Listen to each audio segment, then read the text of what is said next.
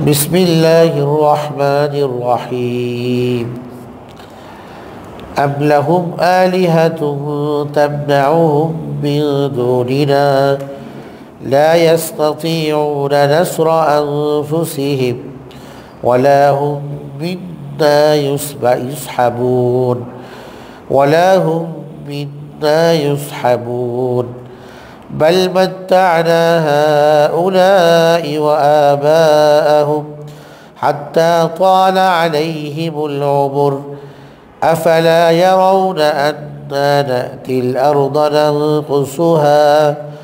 ننقصها من أطرافها أفهم الغالبون قل إنما أنذركم بالوحي ولا يسمع الصم الدعاء إذا ما ينذرون ولئن مستهم نفحة من عذاب ربك ليقولن يا ويلنا إنا كنا ظالمين ونضع الموازين القسط ليوم القيامة فلا تظلم نفس شيئا وإن كان مثقال حبة من خردل أتينا بها وكفى بنا حاسبين صدق الله مولانا العظيم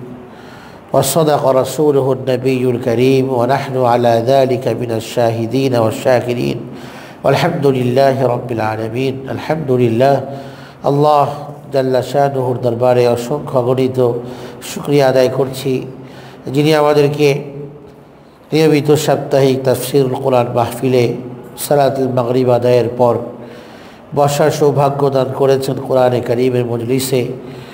আল্লাহ রাব্বুল আলামিনের দরবারে শুকরিয়া আদায় করছি আলহামদুলিল্লাহ। নিয়মিত সূরাতুল আম্বিয়া এর তাফসীর চলে আসছে।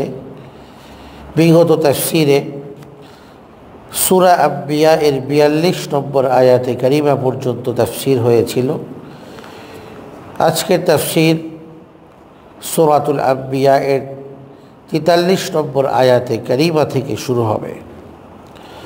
পেছনের আয়াতগুলোর সাথে আজকের আয়াতের সম্পর্ক হলো যে আল্লাহ রাব্বুল আলামিন পেছনের আয়াতগুলোতে মুশরিকদের সেই ঘৃণ্য আচরণের কথা উল্লেখ করেছিলেন, যারা নবীকে দেখলে ঠাট্টায় মেতে উঠত, নবীর সাথে, নবীর কিতাবের সাথে, নবীর আনিত দ্বীনের সাথে ঠাট্টা মশকরা করত, নবীকে বিদ্রূপ করত এবং কটূক্তি করত। এই সমস্ত ঘৃণ্য কাজ মুশরিকদের পক্ষ থেকে হয়েছিল এবং তাদেরকে আল্লাহ রাব্বুল আলামিন শাস্তির ব্যাপারে ভীতি প্রদর্শনও করেছেন পেছনের আয়াতগুলোতে, যে নবীকে কটূক্তি করার শাস্তি কতটা ভয়াবহ, নবীর সাথে দুরাচরণ করার যে পরিণতি এটা অত্যন্ত ভয়াবহ হয়। এবং সমস্ত যুগেই রসুলদের সাথে, নবীদের সাথে তাদের সমাজের মানুষেরা, খারাপ লোকগুলো, মন্দ লোকগুলো সমাজের তাদের সাথে খারাপ আচরণ করেছে, তাদেরকে আঘাত দিয়েছে এবং তাদেরকে কটূক্তি করেছে। প্রত্যেক যুগেই সেই সমাজের লোকেরা তাদের কাছে রসুল বা নবী আগমন করলে তারা সেই নবীর সাথে একই কাজ করত। সেই একই কাজ তার ধারাবাহিকতায় রাসূল করিম সাল্লাল্লাহু আলাইহি ওয়াসাল্লামের সাথেও সেই সময়কার মুশরিকগণ এবং বদ্ধ লোকগুলো, সমাজের ঘৃণ্য লোকগুলো, তারা আল্লাহ নবীর সাথে, তার দ্বীনের সাথে সাহাবায়ে কেরামকে দেখে, ঈমানদারদেরকে দেখে কটূক্তি করত, বিদ্রূপ করত, চোখের ইশারায় ভ্রুকে কুঞ্চিত করে, এরপরে শীষ বাজিয়ে, এরপরে হাততালি দিয়ে বিভিন্ন উপায়ে, বিভিন্নভাবে তারা তাদের সাথে উপহাস করত। সেই উপহাসের কথা আল্লাহ রাব্বুল আলামিন বলেছেন যে তাদের এই ধরনের মন্দ স্বভাবের মূল কারণই ছিল তারা আল্লাহর থেকে দূরে, আল্লাহর জিকির থেকে, আল্লাহর দ্বীন থেকে তারা দূরে। দ্বীন মানুষের জীবনে সবচেয়ে বড় প্রয়োজন। হিদায়াত মানুষের খাদ্য থেকেও বেশি প্রয়োজন তার হিদায়াত। মানুষ সবচেয়ে বেশি তার জীবনে মুখাপেক্ষী হচ্ছে হেদায়েতের, দ্বীনের। দ্বীনের পথে চলতে পারা, দ্বীনের সাথে থাকতে পারা, এটা মানুষের জীবনের বড় সৌভাগ্য। এবং এতে মানুষ আল্লাহর থেকে বিমুখ হয় না। আল্লাহমুখী থাকবার জন্য দ্বীনের সাথে লেগে থাকা জরুরি। দ্বীন বিমুখ হলেই মানুষ আল্লাহর জিকির বিমুখ হবে, আল্লাহর সাথে সম্পর্কের মধ্যে এই আল্লাহ অবনতি ঘটবে, আল্লাহ থেকে সে দূরে সরতে থাকবে ক্রমান্বয়ে। যত বেশি সে আল্লাহ বিমুখ থাকবে ক্রমান্বয়ে সে আল্লাহর থেকে দূরে সরতে থাকবে। আর যে ব্যক্তি আল্লাহর থেকে দূরে, তো তাকে তো বদ্দিন পেয়ে ফেলে, শয়তানের আঁচল লাগে তার গায়ে, শয়তানের স্পর্শে স্পর্শিত হওয়ার কারণে সে আরও বেশি আল্লাহর দ্বীন বিরোধী হয়ে ওঠে। এক পর্যায়ে সে দ্বীনকে অস্বীকারই করে, এক পর্যায়ে সে দ্বীনকে নিয়ে কটূক্তিও করে ফেলে। ফলে যদি ইমানদার ফাসিক হয় তো ইমানের গণ্ডি থেকে বেরিয়ে যায়, আর যদি সে কাফির মুশরিক হয় তো তার এই ধরনের মন্দ কাজের কারণে সে আরও বেশি তাকে আল্লাহ তাআলা এই ধরনের মন্দ কাজ করার জন্য তাকে সুযোগ দান করেন যে তার কতটুকু তুমি করতে পারো দেখি। আল্লাহ পাক রশি ঢিল করেন।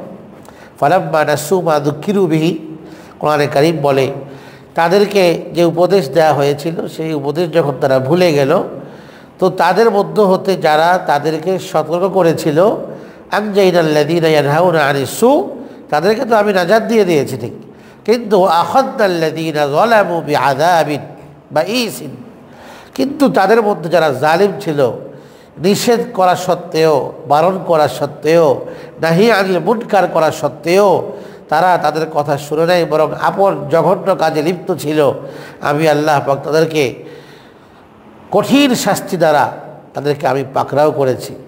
বিআযাবিন বাঈসিন বিমা কানু ইয়াফসুকুন, তাদের পাপাচারের কারণে, তাদের মন্দ কাজের কারণে, তাদের কদর্যতার কারণে, তাদের হৃদয়ের আবিলতার কারণে আমি তাদেরকে খুবভাবে আযাব দিয়ে পাকড়াও করে ফেলেছি। তো আল্লাহর থেকে বিমুখ হওয়া মানে দ্বীন বিমুখ হওয়া, দ্বীন বিমুখ হওয়া মানে আল্লাহর থেকে বিমুখ হওয়া, এটাই মূল কারণ। মানুষ যে দ্বীনের সাথে বিরোধিতা করে, দ্বীনে হকের সাথে বিরোধিতা, দ্বীনদারদের প্রতি অসন্তোষ প্রকাশ করা, ওলামা সুলাহা আল্লাহওয়ালা নেককার মাশায়েখ তাদের প্রতি অন্তরে বিদ্বেষ এর বীজ বপন করা, এদেরকে ভালো না লাগা, এই সবটার কারণ ইসলামকে ভালো লাগে না, ইসলামের বিধানগুলো ভালো লাগে না, নবীর সুন্নতকে পালন করতে মনে চায় না, এগুলো ভালো লাগে না। এই ভালো না লাগার কারণ কি? এই ভালো না লাগার কারণ হলো সে আল্লাহর থেকে দূরে সরে গেছে, যে কারণেই তার কাছে আল্লাহর দ্বীন ভালো লাগে না।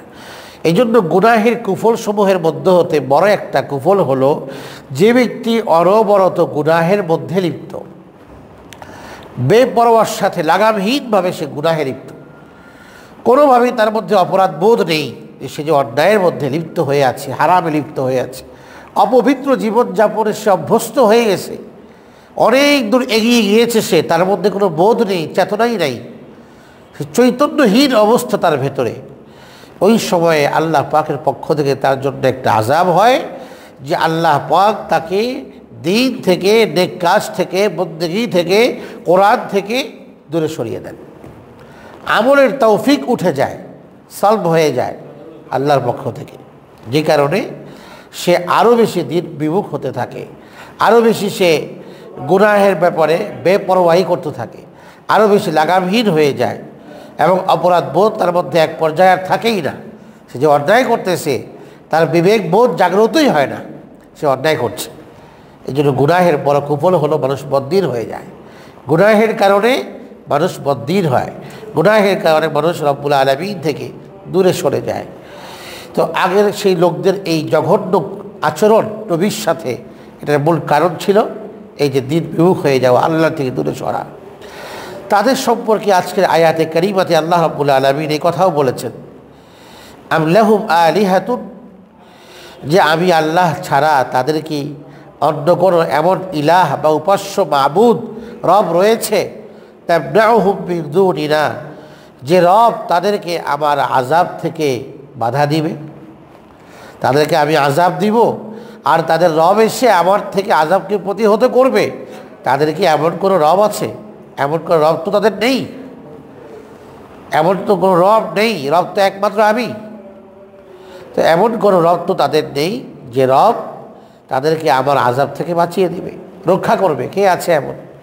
লা ইস্তাতিউনা নাসরা আনফুসিহিম, তাদের এই কথিত রবগুলো, এই যে নিজের হাতে বানানো রবগুলো তো নিজেদেরকেই সাহায্য করতে পারে না, নিজেদেরকেই তারা নিজেদের কাজে আসে না। তারা কিভাবে অন্যকে সাহায্য করবে, অন্যের থেকে আযাবকে প্রতিহত করবে? ওয়ালা হুম মিন্না ইউসহাবুন, এবং তাদের এমন কোনো রব নেই যে রব আমার মোকাবেলায় এসে তাদের সঙ্গ দিয়ে তাদেরকে আমার থেকে বাঁচিয়ে নিয়ে যাবে। এমন কোনো রব তাদের নেই, তাদের এমন কোনো রক্ষাকারী রক্ষাকর্তা এমন নেই যে আমি আল্লাহর আযাবের মোকাবেলায় এসে দাঁড়িয়ে আমার থেকে আযাব থেকে তাদেরকে বাঁচিয়ে নাজাত দিয়ে নিয়ে যাবে এই নিরাপদ জায়গাতে অবস্থানে। এমন রব তাদের নাই। তাহলে কে বাঁচাবে তাদেরকে আযাব থেকে?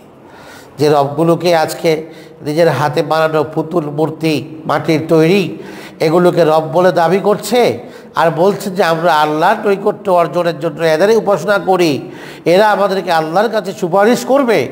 কই, এমন কি কোনো যোগ্যতা এদের আছে সুপারিশ করার? নিজেরই তো সাহায্য করার যোগ্যতা নেই, নিজেকে বাঁচানোর, নিজেকে সেভ করার যাদের যোগ্যতা নেই সামনে আসবে। ইব্রাহিম আলাইহিস সালাম মূর্তিগুলো ভেঙে দিয়েছেন, যে নিজেদেরকে রক্ষা করার মতো যোগ্যতা যে রবের নেই, চোখে আঙ্গুল দিয়ে দেখিয়ে দিয়েছেন। এটা রব হয় কিভাবে? রব হওয়ার জন্য তো কিছু গুণাবলীর প্রয়োজন, যোগ্যতার প্রয়োজন। মুশরিকদেরকে আল্লাহ তাআলা এইভাবে বুঝিয়েছেন কোরআনে কারীমের আলোতে। দেখো, তোমরা যাদেরকে রব বলছো, যাদেরকে রব বলে স্বীকার করছো, রব হতেই পারে না, রব হওয়ার যোগ্যতা এদের মধ্যে নেই। তাওহীদকে আল্লাহ তাআলা এইভাবে যৌক্তিকভাবে কোরআনে কারীমে আলোকপাত করে তাদের হেদায়েতের পথে আসার আহ্বান করেছিলেন, কিন্তু তারা হেদায়েতের পথে আসেনি। যে কারণই হলো এটা, যে মানুষ যখন পাপের মধ্যে প্রচণ্ড পরিমাণে লিপ্ত হয়ে যায়, মগ্ন হয়ে যায়, পাপবোধ থাকে না, চৈতন্য হারিয়ে ফেলে, তখন আল্লাহ পাকের হেদায়েত তার পক্ষে সলভ হয়ে যায়। হেদায়েতের পথে সে আসতে পারে না। সব বুঝতেছে, বুঝে ঠিক, কিন্তু হেদায়েতের পথে আসতে পারে না। এই কথাটাকেই আল্লাহ তাআলা কোরআনে কারীমে এইভাবে ব্যক্ত করেছেন যে খাতামাল্লাহু আলা কুলুবিহিম, আল্লাহ এদের অন্তরে মোহর মেরে দিয়েছেন, ফলে হক বোঝার যোগ্যতা নষ্ট হয়ে গেছে। এই জন্য হক বুঝতে পারে না, না বোঝার কারণে হক থেকে দূরে। এই সমস্ত মানুষের দ্বীন না পাওয়ার বড় আরেকটা কারণ হলো আল্লাহ পাক সামনের আয়াতে বলছেন, তো আল্লাহ ছাড়া মানুষকে কেউ সাহায্য করতে পারে না। ইমানের দাবি এবং ইমান বা বিশ্বাসী হচ্ছে এটা আমাদের, যে আল্লাহ তাআলার আযাব থেকে মা লাহু মিনাল্লাহি মিন আসিম, আল্লাহর আযাব থেকে রক্ষাকারী, আসিম মানে রক্ষাকারী কেউ নাই। মা লাহু মিন মাহিস, আল্লাহর থেকে পলায়নের কোনো জায়গা নেই। আল্লাহ গুণে গুণে রাখছেন, নাউদ্দু লাহু আদ্দা, আমি অপরাধীদেরকে আমার কাছে ভালো করে গুণে গুণে রেখেছি কে অপরাধী। তো আল্লাহর থেকে পলায়ন করার সময় যোগ্যতা কারণেই আল্লাহর আযাব থেকে বাঁচবার, যদি আল্লাহ নিজে না বাঁচান। তো ঈমানদারদের আকীদা এতটা মজবুত হওয়া চাই এ ব্যাপারে, যে আমার আল্লাহর আযাব থেকে আমাকে কেউ বাঁচাতে পারবে না। আর আমার আল্লাহ যদি আমাকে কল্যাণ করতে চান, তো সেই কল্যাণকে প্রতিহত করার কারো যোগ্যতা নেই, যদি আল্লাহ আমাকে কল্যাণ দিতে চান।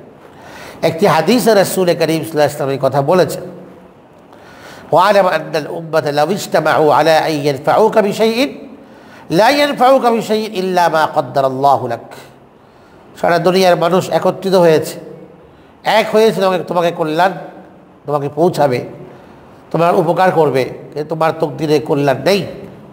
সারা দুনিয়ার মানুষ একত্রিত হয়ে তোমার কল্যাণ করতে পারবে না।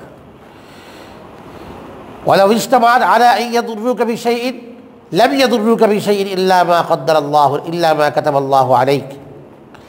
সারা দুনিয়ার সব মানুষ যদি সম্মিলিত জোট বাঁধে, সবাই এক হয়ে তোমাকে ক্ষতি করবে, তোমাকে ক্ষতি করবে, তোমার বিরুদ্ধে ষড়যন্ত্র করবে, তোমাকে হত্যা করার জন্য, ক্ষতি করার জন্য, অকল্যাণ তোমাকে পৌঁছানোর জন্য, অপকার পৌঁছানোর জন্য, তোমার তকদিরে যদি আল্লাহ পাক না রাখেন, তাহলে কেউ তোমার কোনো ক্ষতি করতে পারবে না।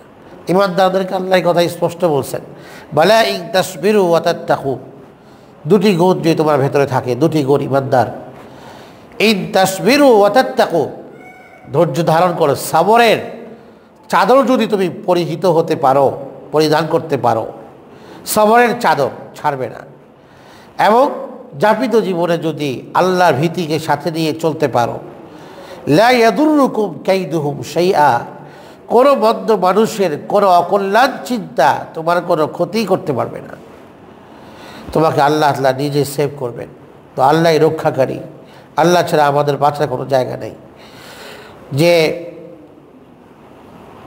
কোরআনে কারিমে সেই আয়াতের মধ্যে আল্লাহ পাক বলেছেন এই কথা,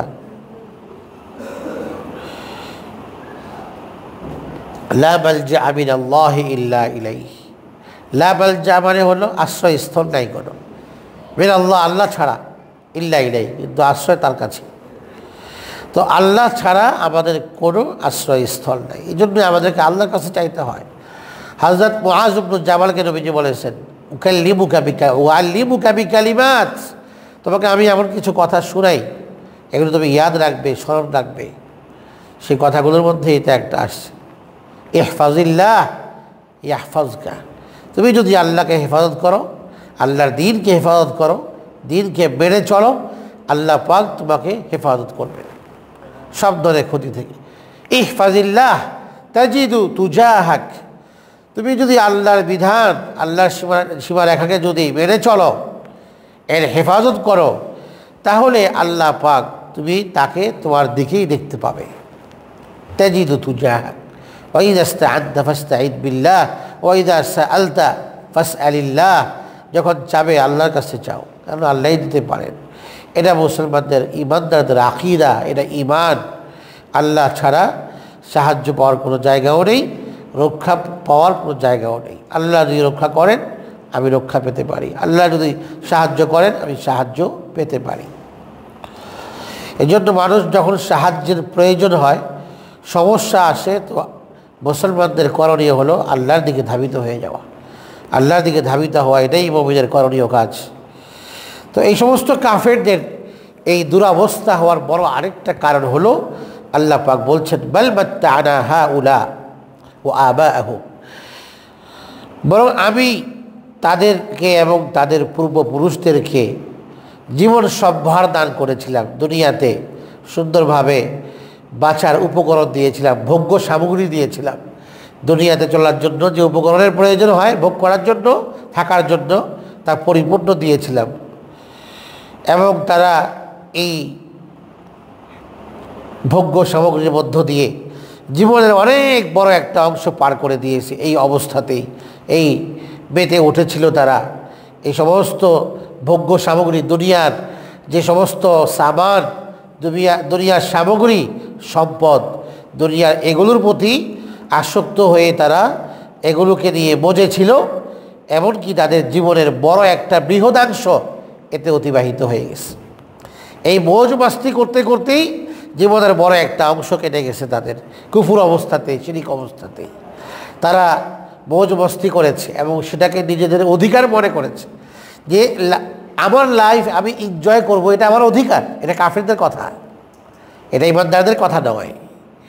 ইমানদারদের জীবন তো আল্লাহর হাতে, কুল্লু নাফসিন বিমা কাসাবাত রহিনা, প্রতিটি মানুষ কর্মের দায়ে আবদ্ধ আল্লাহর কাছে। তার নাফস, সে কাজ করবে, তার নাফসকে আল্লাহ পাক জাহান্নাম থেকে মুক্তি দিয়ে জান্নাত দিবেন। কাজ করতে হবে। যেমন কারো কাছ থেকে বন্ধক নিলে বন্ধক ফেরত দিতে হয়, তারপরে সে তার গচ্ছিত মালকে ফেরত পায়। বন্ধক রাখার জন্যে গ্যারান্টি মানি দিতে হয়, যে এটা কিছু গ্যারান্টি কি, তুমি আমার সম্পদ ফিরিয়ে দিবে, বন্ধক ফেরত দিবে, তো আমার জমিনটা রাখেন, আমি এটা দিয়ে আমার জমিন ফেরত নিয়ে যাব। তো দেওয়ার পরে ফেরত দেয়, তো আল্লাহ তাআলাও মানুষের নফসকে ফেরত দিবেন, জান্নাতে পাঠিয়ে দিবেন যদি সে আমল করে।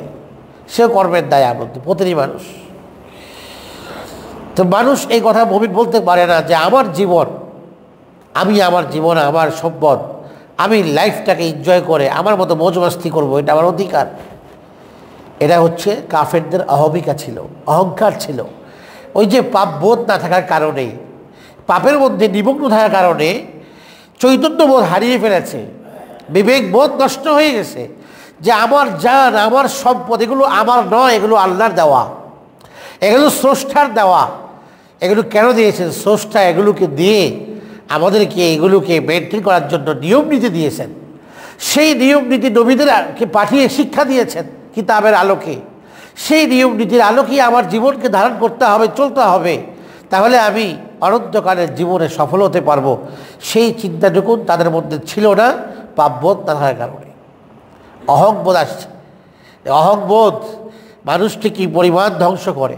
অহংকার মানুষকে জিল্লতির দরজায় নিয়ে দাঁড় করিয়ে দেয়।